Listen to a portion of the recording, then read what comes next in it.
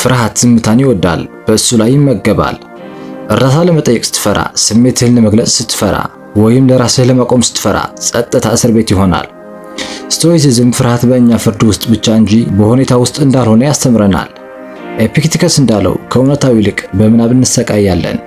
በፍርሃት ዝም ካላችሁ ያንን ፍርሃት ኃይል እየሰጣችሁት ነው። ዝምታውን በሐቀኝነት መስበር አለብን።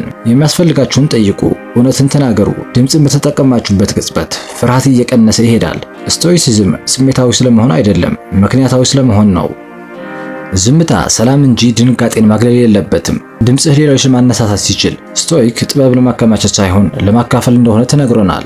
ልምዳችሁ፣ አመለካከታችሁ አንድን ሰው እንዲነሳ ሊረዳው ይችላል። ዝም ማለት ራስ ወዳድነት ነው። ታሪካችሁና ጥንካሬያችሁ የሚያስፈልጋቸው ሰዎች አሉ። ቃላቶቻችሁ አንድ ሰው ከጨለማ ሊያወጣ ስለሚችል፣ አንድ ሰው ከጨለማ ሊያወጣ የሚችል ከሆነ ተናገሩ። በራስ ወዳድነት ሳይሆን በርህራሄ በልበ ሙሉነት አድርጉት።